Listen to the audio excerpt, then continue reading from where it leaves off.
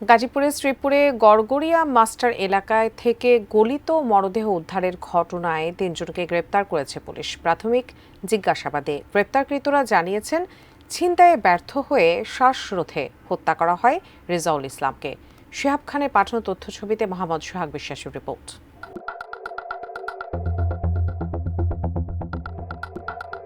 রেজাউল করিমকে হত্যার ঘটনায় নেত্রকোনা জেলার সদর থানার টেঙ্গা গ্রামের আলী উসমানের ছেলে জুলহাজ, শ্রীপুরের রুজিলাভ গ্রামের আফতাবুদ্দিনের ছেলে নুরুল ইসলাম ও শ্রীপুর পৌর এলাকার কেওয়া পশ্চিম খণ্ড গ্রামের বকুলতলা এলাকার আলতাফ হোসেনের ছেলে শাহাদাত হোসেন শান্তকে গ্রেপ্তার করা হয়েছে বলে জানিয়েছে পুলিশ। শনিবার বেলা 11টায় শ্রীপুর থানায় এক সংবাদ সম্মেলনে শ্রীপুর থানার ভারপ্রাপ্ত কর্মকর্তা মোহাম্মদ জয়নাল আবেদিন মণ্ডল এ তথ্য জানান। নিহতের স্বজন ও পুলিশ সূত্রে জানা যায়, গত 27 ফেব্রুয়ারি রাতে বাসা থেকে বের হয়ে নিখোঁজ হন রেজাউল করিম। তাকে বিভিন্ন স্থানে খুঁজে সন্ধান না পেলে শ্রীপুর থানা পুলিশের সহযোগিতা নেন স্বজনরা। গত 9 মার্চ বিকেলে শ্রীপুরের গড়গড়িয়া মাস্টারবাড়ি ঢালে ঢাকা ময়মনসিংহ মহাসড়কের পাশ থেকে অজ্ঞাত গলিত মরদেহ উদ্ধার করে পুলিশ। মরদেহটি গলে পচে যাওয়ায় পরিচয় শনাক্ত সম্ভব হয়নি। পরে শ্রীপুর থানা পুলিশ বাদী হয়ে থানায় মামলা দায়ের করেন। নিহতের ভাগিনা রিপন মরদেহের গায়ে থাকা শার্ট দেখে উদ্ধার হওয়া লাশটি তার মামা রেজাউল করিমের বলে শনাক্ত করেন। এরপরই শ্রীপুর থানার পুলিশের একাধিক টিম হত্যার রহস্য উদ্ঘাটনে কাজ শুরু করে।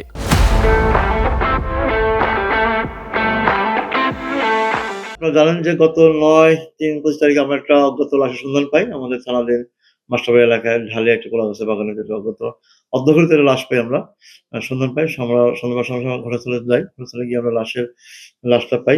দেখি যে লাশের হাত পা বাঁধা এবং লাশটা প্রায় পচে গলে গিয়েছে, অজ্ঞাত। আমরা লাশের পাওয়ার পরে লাশের পোস্টমর্টম করি। পোস্টমর্টম করে লাশের শ্রদ্ধা করে পোস্টমর্টম শেষ হয়।